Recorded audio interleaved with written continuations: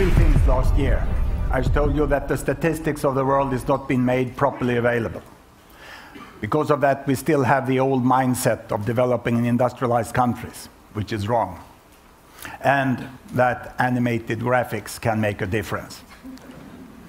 Things are changing, and today, on United Nations Statistic Division homepage, it says by 1st of May, full access to the databases. And if I could share the image with you on the screen. So three things had happened, you know. UN opened their statistic databases, you know, and we have a new version of the software up working as a beta on the net.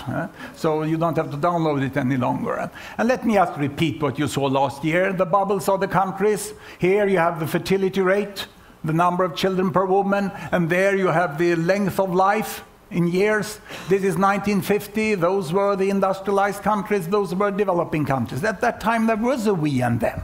There was a huge difference in the world. But then it changed, and it went on quite well, and this is what happens. You can see how China is the red big bubble, the blue there is India, and they go over all this when I try to be a little more serious this year and showing you how things really changed. And it's Africa which stands out as the problem down here, doesn't it?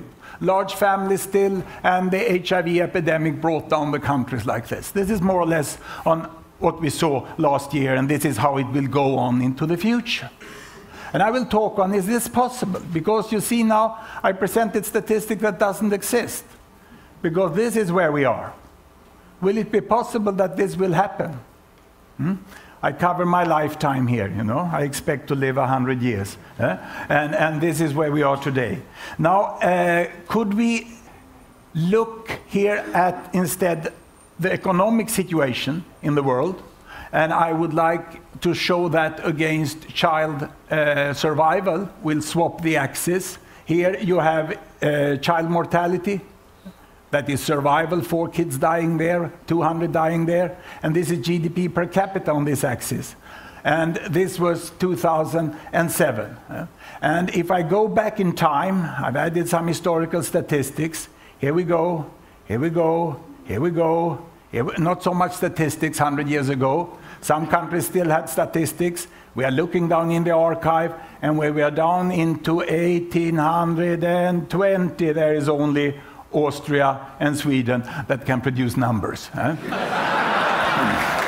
But they were down here. They had $1,000 per person per year, and they lost 1/5 of their kids before the first birthday. So this is what happens in the world. If we play the entire world, how they got slowly richer and richer, and they add statistics. Isn't it beautiful when they get statistics? You see the importance of that? And here, children don't live longer. The last century, 1870, was bad for the kids in Europe because most of the statistics is Europe. It was only by the turn of the century that more than 90% of the children survived the first year. This is India coming up with the first data from India, and this is the United States moving away here, earning more money, and we will soon see China coming up in the very far end corner here, and it moves up with Mao Zedong, getting health, not getting so rich. There he died, then Deng Xiaoping brings money, it moves this way over here, and the bubbles keeps moving up there, and this is what the world looks like today.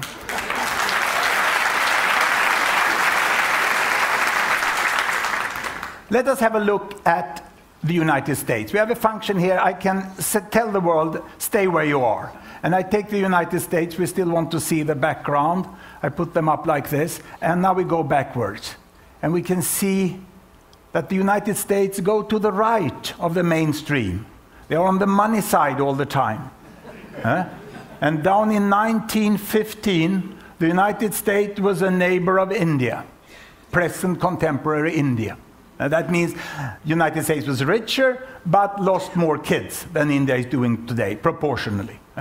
And look here, comparing to the Philippines of today. The Philippines of today has almost the same economy as United States during the First World War.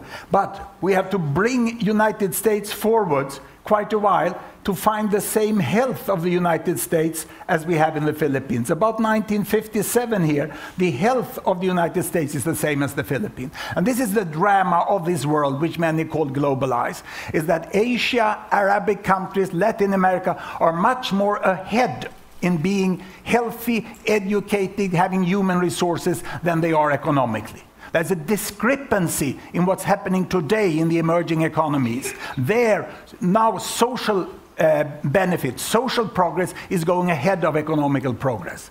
And 1957, United States had the same economy as Chile has today. And how long do we have to bring United States to get the same health as Chile has today? I think we have to go there. We have 2001, or 2002, United States had the same health than Chile. Chile is catching up. Within some years, Chile may have better child survival than United States.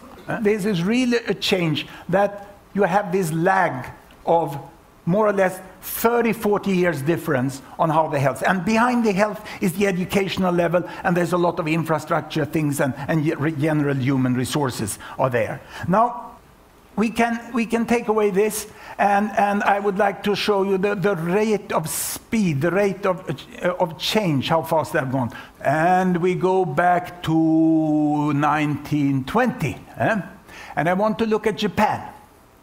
And I want to look at Sweden and the United States. And I'm going to stage a race here between this sort of yellowish Ford here and the red Toyota down there and the brownish Volvo. And here we go. The Toyota has a very bad start down here, you can see, and United States Ford is going off-road then, and the Volvo is doing quite fine. This is the war. The Toyota got off track, and now Toyota is coming on the healthier side of Sweden. Can you see that? And they are taking over Sweden then, and are now healthier than Sweden. That's about where I sold the Volvo and bought the Toyota.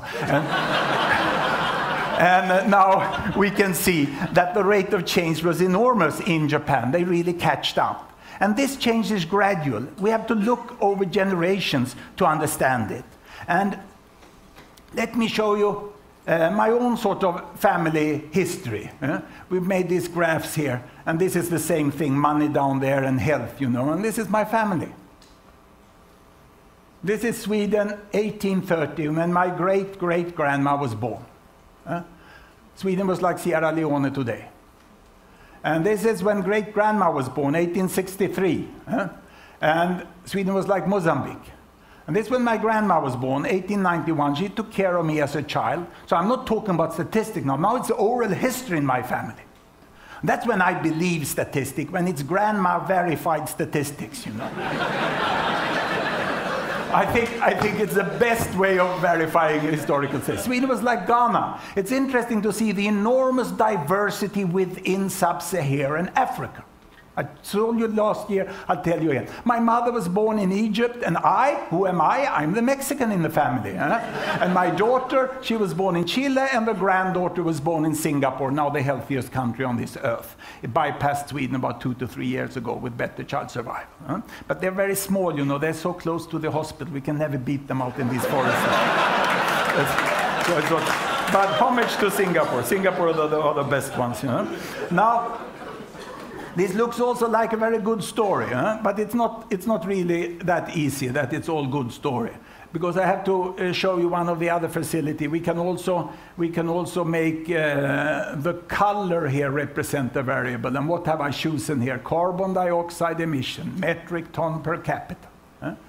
This is 1962, and United States was emitting 16 ton per person, and China was emitting 0.6, and India was emitting 0.32 ton per capita.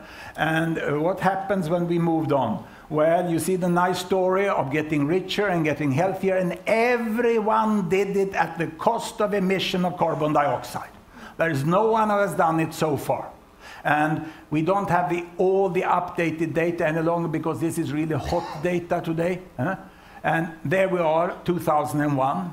And in the discussion I attended with global leaders, many say now the problem is that the emerging economy, they are getting out too much carbon dioxide. The Minister of the Environment of India said, well, you are the one who caused the problem. The OECD countries, the high-income countries, they were the one who caused the climate change. But we forgive you because you didn't know it. But from now on, we count per capita. From now on, we count per capita.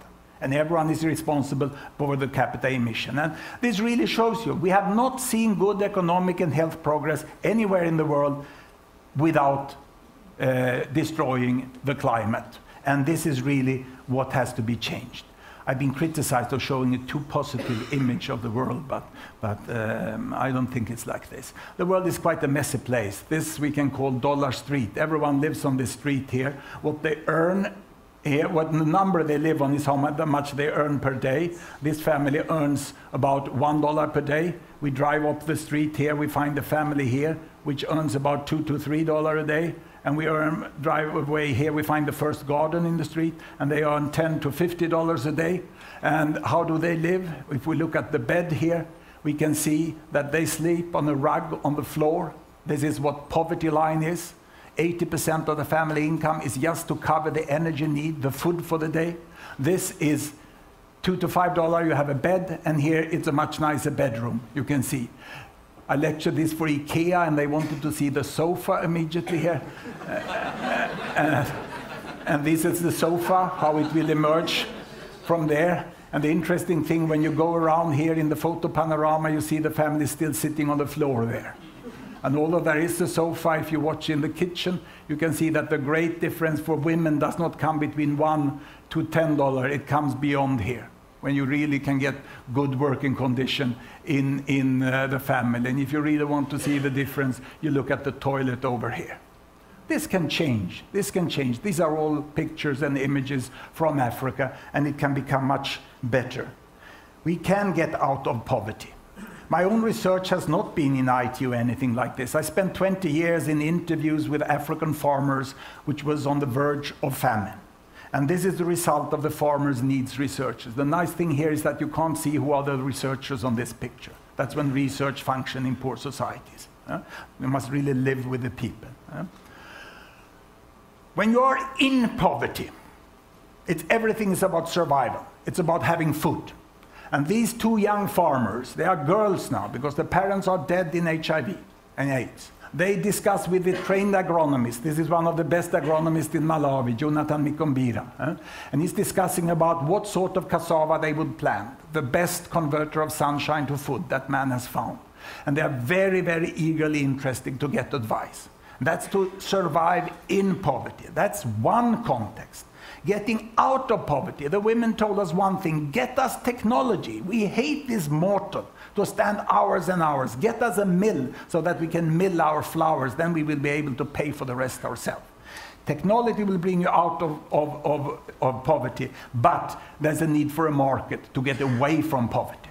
And this woman is very happy now bringing her products to the market, but she's very thankful for the public investments in schooling so she can count and won't be cheated when she reaches the market. She wants her kid to be healthy so she can go to the market and doesn't have to stay home. And she wants the infrastructure that's nice with a paved road. That's also good with credits. Microcredits gave her the bicycle, and information will tell her when to go to market with which products. You can do this. I find my experience from 20 years of Africa is that the seemingly impossible is possible. Africa has not done bad. In 50 years, they've gone from pre-medieval situation to a very decent 100 years ago Europe with a functioning national state. I would say that sub-Saharan Africa have done best in the world during the last 50 years because we don't consider where they came from. It's this stupid concept of developing countries which put us Argentina and Mozambique together 50 years ago and said that Mozambique did worse. We have to know a little more about the world. I have a neighbor who knows 200 types of wine. He knows everything. He knows the name of the grape, the temperature, and everything. I only know 2 types of wine, red and white. But my neighbor only knows 2 types of countries, industrialized and developing, and I know 200. I know about the small data about the. You can do that.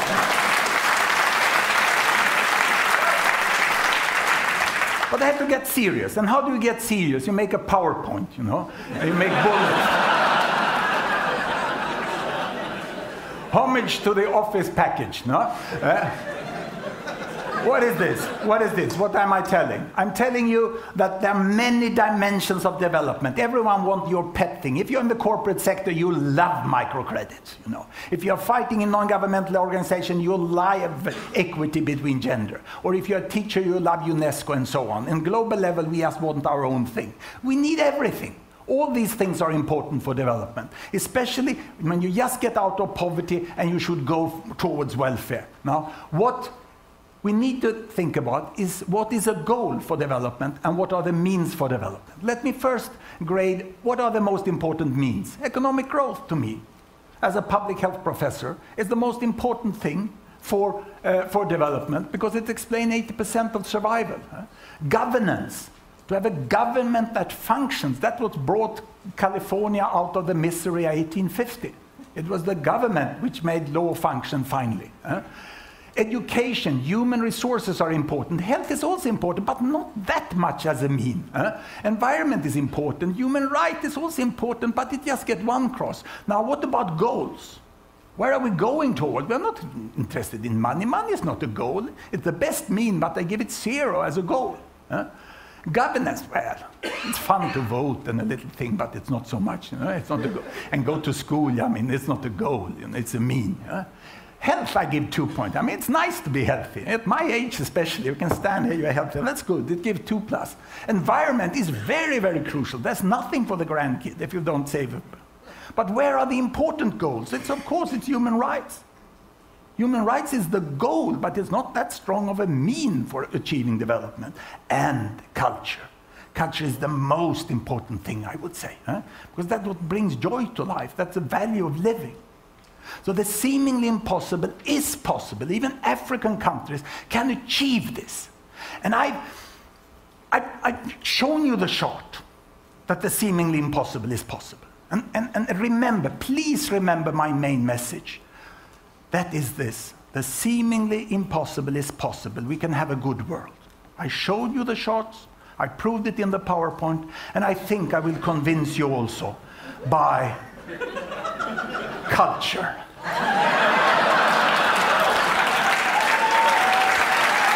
Bring me my sword. Sword swallowing is from ancient India.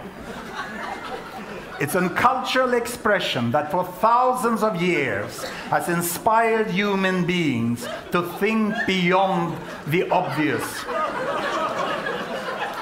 And I will now prove to you that the seemingly impossible is possible by taking this piece of steel, solid steel. This is the army bayonet from the Swedish army, 1850, in the last year we had war. You know? And it's all solid steel, you can hear here. Huh? And I'm going to take this blade of steel and push it down through my body of blood and flesh and prove to you that the seemingly impossible is possible. Can I request a moment of absolute silence?